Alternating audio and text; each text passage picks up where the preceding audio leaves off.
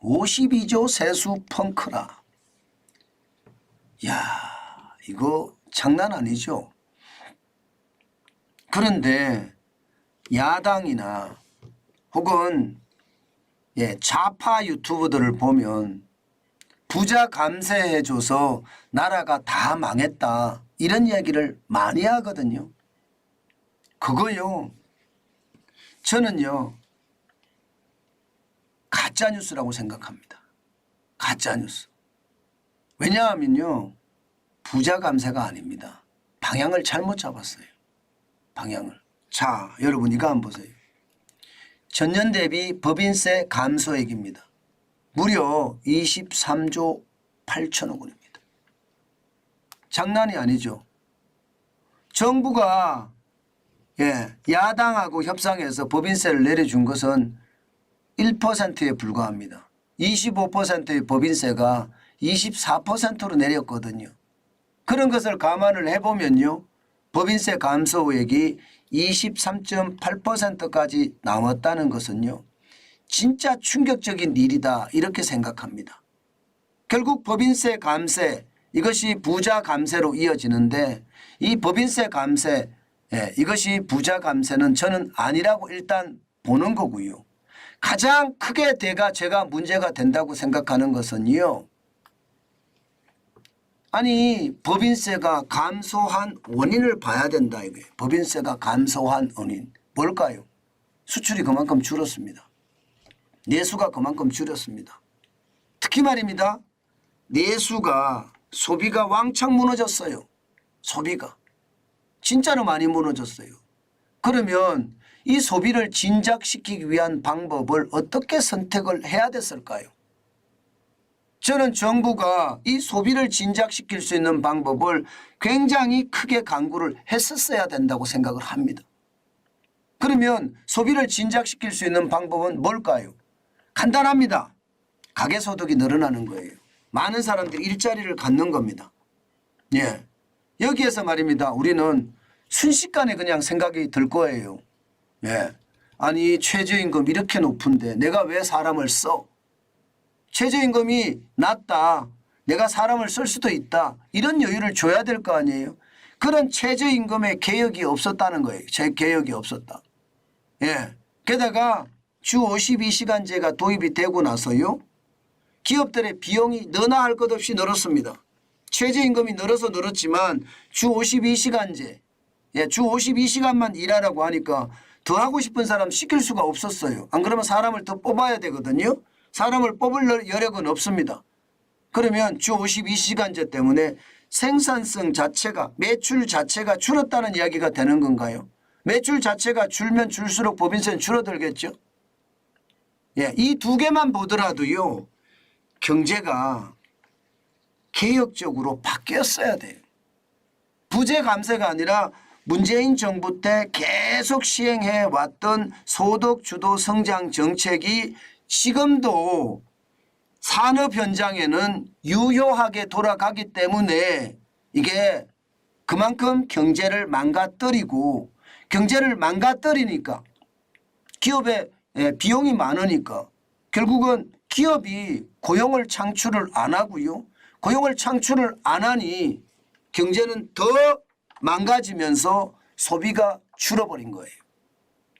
소비가 준다는 것은 기업의 매출이 준다는 거고, 기업의 매출이 준다는 것은요, 법인세가 준다는 뜻입니다. 저는 거의 세수 펑크의 절반 가까이 담당하는 법인세가 이렇게까지 줄었다는 것은요, 저는 분명히 말입니다, 문재인 정부에서 이어져 왔던 소득 주도 성장의 고리를 제대로 못 꺼냈기 때문에 발생되는 최악의 결과라는 뜻입니다. 맞습니다. 실제적으로 한번 보세요. 실질적으로도 보면 소득세 14조 1천억 원, 14조 1천억 원이 줍니다. 이게 법인세가 23조 8천억 원이 줄듯이 말입니다. 심지어 부가가치세도요 6조 2천억 원이 줄어요. 소비를 덜 한다는 거예요. 소비. 제가 지금 말씀드린 그대로입니다. 법인세가 저렇게 줄으면 안 되거든요. 법인세가 줄지 않게끔 기업에 지원을 많이 해줬어야 돼요. 안 그래도 경제가 어렵다고 하는데 대한민국의 핵심 성장 동력은 기업입니다. 그러면 기업들이 수출을 잘하고 소비를 잘할 수 있게끔 만들어주는 것이 정부의 역할인데 그 역할이 제대로 못됐다는 뜻입니다. 저는. 실제로도 맞잖아요. 실제로도. 법인세가 더 많이 줄었잖아요. 법인세가. 아니 만약에 준다 그러면 소득세나 법인세나 부가세나 이 3대 세수라고 하잖아요. 이 3대 세수가 비슷하게 줄었다면 비슷하게 줄었다면 뭐 이게 뭔가 바뀌고 있다 이렇게 생각이 들고 경기 침체 때문에 최악의 상태가 어떤 맞았다 이렇게 이야기할 수가 있지만요. 이게 법인세가 이렇게 많이 더 줄었다는 것은요. 결국은요. 윤석열 정부가 지금 문재인 정부의 경제정책을 그대로 답습하고 있다 이런 뜻이 됩니다. 당장 말입니다. 자영업자든 소기업이든 사람을 고용 안 하려고 하잖아요. 부담 때문에 더 이상 안 하려고 합니다.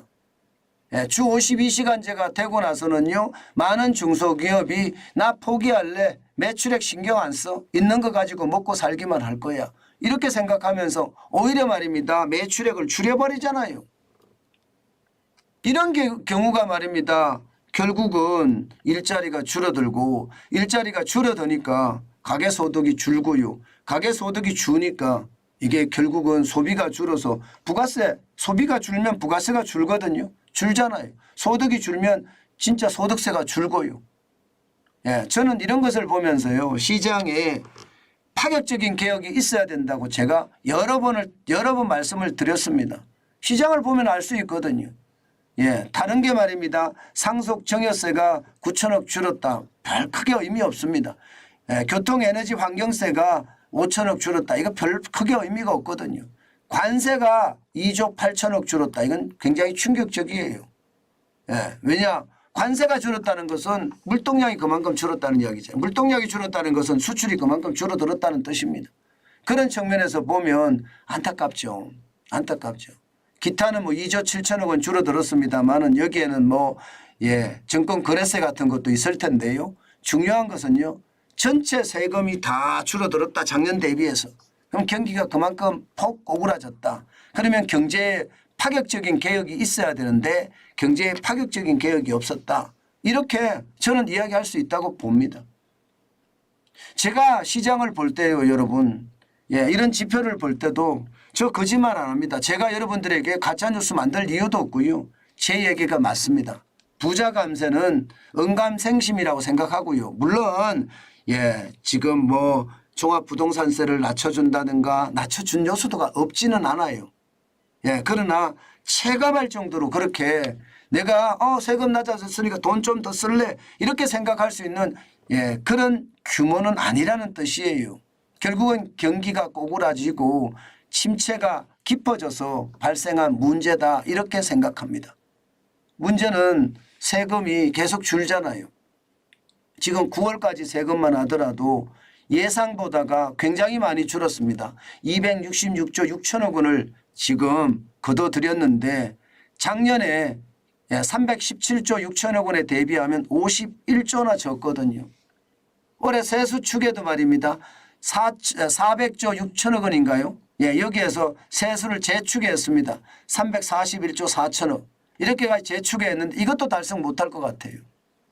저는 이런 것을 보면서요. 늘 느끼는 게 그렇습니다. 일이라는 게 탁상공론으로 일하지 말았으면 좋겠어요.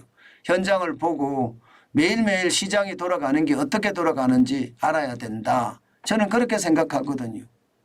시장에 대한 것이 그만큼 말입니다. 등한시 되니까 국세 수입에 대한 세수 추계도 제대로 나오지 않았고요. 그 세수 추계가 또다시 이렇게 펑크가 나는 그런 사태까지 되지 않을까 이런 생각도 해봅니다. 저는 중요한 게요. 무엇을 개혁할 것인가. 저는 답이 있다고 보입니다. 이미 답이 있다고 보여요. 그 개혁을 하면 세수도 늘어날 겁니다. 답은 제가 말씀을 드렸습니다. 그 정도로 말입니다. 윤석열 정부가 경제 개혁에 대해서는 더디다. 제가 그 말씀을 드렸는데 이 세금을 보면 현실입니다. 그런데도 불구하고 예, 부자 감세해줬다고 매일매일 저는 이 망치로 맞는 것을 보면 참 안타깝게 거지 없습니다. 부자 감세도 제대로 해주지도 않았으면서 부자 감세해줬다고 난리를 치는 모습을 보니 안타깝게 거지가 없다. 그렇게 저는 생각합니다.